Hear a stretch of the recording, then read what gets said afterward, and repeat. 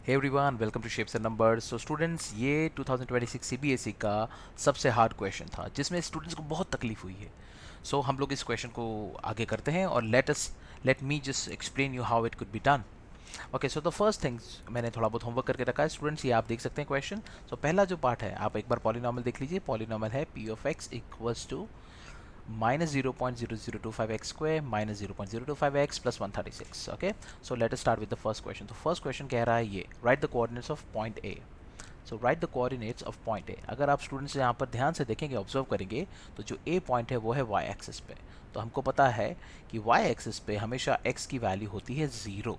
तो इसका क्या मतलब हुआ? इसका ये मतलब हुआ, और यहाँ पे मुझे y कोऑर्डिनेट मिल जाएगा, राइट। तो इसका ये मतलब हुआ कि मुझे जो भी पॉलिनॉमियल गिवन है वो है p ऑफ x, राइट। तो उसको मुझे उसके अंदर x को 0 रखना पड़ेगा, alright. So what I am gonna do, मैं उसमें 0 रख दूंगा। ओके, सो 0.025x प्लस 136 ये हमारा पॉलिनॉमियल था। तो अब इसमें मैं क्या करूँगा, जो कि हमको रिक्वायरमेंट है कि मैं put x equals to 0, alright. तो हर जगह मैं 0 रख देता हूँ, तो क्या मुझे दिखेगा, minus 0.0025 x square. Yes, absolutely, ये दोनों टर्म, पहली दोनों टर्म्स हो जाएगी 0, ऑलराइट। सो मेरे पास सिर्फ और सिर्फ क्या बचता है स्टूडेंट्स, मेरे पास बचेगा सिर्फ और सिर्फ ये जो p ऑफ 0 है, ये मुझे y कोऑर्डिनेट देगा, ऑफ कोर्स। तो ये जो p ऑफ 0 है, ये मेरे पास इसकी वैल्यू आ जाएगी केवल और केवल 136। So therefore the coordinates of point A would be 0,136। Alright students, तो ये जिसको हम कहते हैं y intercept as well. Okay, so let's start with the second question. Second question में कहा गया है find the span of the arc. Okay, तो मैंने पहले से आप लोगों के लिए थोड़ा बहुत होमवर्क करके रखा है। आप देखिए यहाँ पर ध्यान से, ये ऑलरेडी मैंने यहाँ पे इक्वेशन लिख चुका हूँ, और ये सेकंड लिखा हुआ है, और find the span of the arc में यहाँ लिखा है।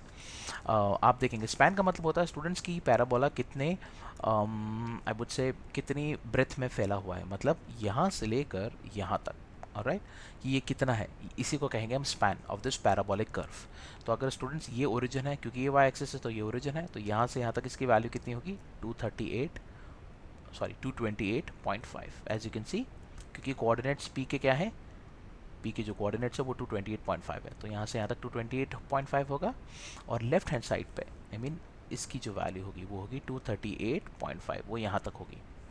ओके, मुझे इसको थोड़ा एक्सटेंड कर देना चाहिए। Okay, like that. Okay, clear हुआ। तो जो स्पैन हुआ वो हो गया, उसको मुझे लिखना चाहिए इस तरह से, स्पैन की जो वैल्यू हो गई वो हो गया 228.5 में मुझे ऐड करना पड़ेगा, सॉरी सब्ट्रैक्ट करना पड़ेगा, ऐड नहीं कर सकता बिकॉज, क्योंकि हमको एक पर्टिकुलर वैल्यू चाहिए, मुझे इसको सब्ट्रैक्ट करना पड़ेगा -238.5 से। सो स्टूडेंट्स ये हो जाएगा 228.5 प्लस 238.5, ऑलराइट। ये कितना होता है, ये हो जाएगा 460 and 7, alright. Let me just check, yes 467। तो ये हमारे पास स्पैन आ गया। जिसको ये समझ में नहीं आया वो इस तरह से देख सकता है, अगर कि अरे फॉर एग्जांपल ये कोई एक पैराबोला है, ऑलराइट।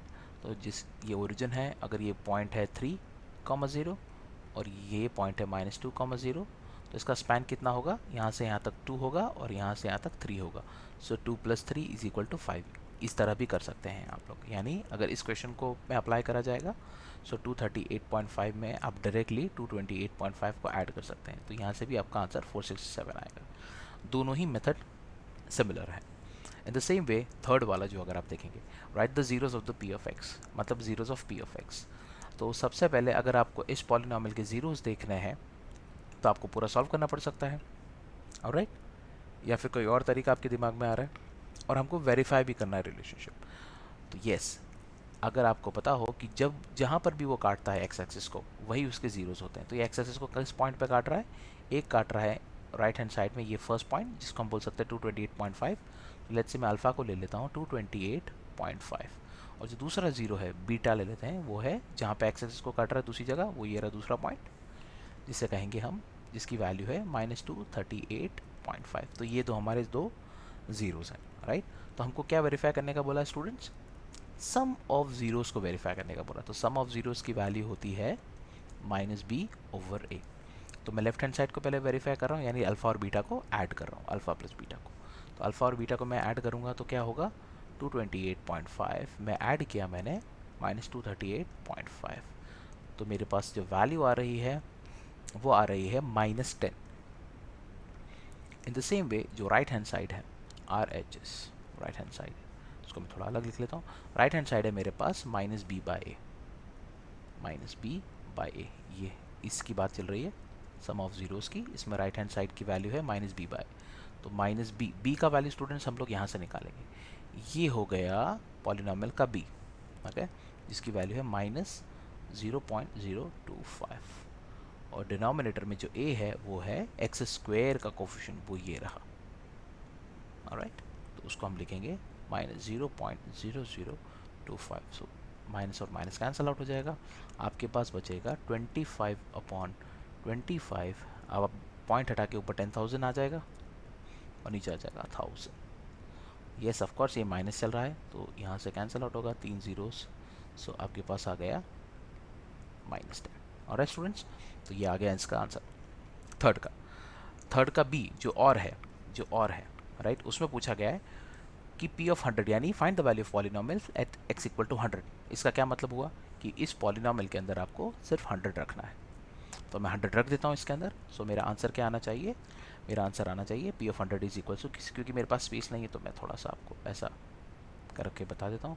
सो मैं लिखूँगा 0.0025 टाइम्स एक्स स्क्वायर यानी 100 का स्क्वायर माइनस 0.025 टाइम्स x यानी 100 और प्लस 136। ओके, आप इसको स्टूडेंट सॉल्व करेंगे p ऑफ 100 को, तो इसकी वैल्यू आ रही है 108.25, यानी पहला वाला 25 दे रहा है, दूसरा वाले में अगर आप माइनस करेंगे तो 2.5 मिलेगा प्लस 136, तो ये इसकी जो वैल्यू है वो आ रही है 108.5। इन the same manner p of -100 कितना देने वाला है आपको, आप जब x रखेंगे यहाँ 100 की जगह -100 रखेंगे, ऑलराइट, तो उसमें जो पहली टर्म आपको देगी वो -25 देगी, दूसरी टर्म आपको देगी +2.5 जैसा कि अभी आपने कहा, और तीसरी टर्म 136, यानी आंसर कितना आ रहा है इसका आंसर आ रहा है 113.5, that is the answer. Okay, मैं एक बार फिर से यहाँ पे एक बार क्लियरली लिख देता हूँ आपका आंसर, जो p ऑफ -100 का आंसर आ रहा है वो आ रहा है 113.5। Okay students, I hope you like the solution, and if you have any doubt please do let me know in the comment box. Thank you so much, and please stay tuned for the next video. Thank you.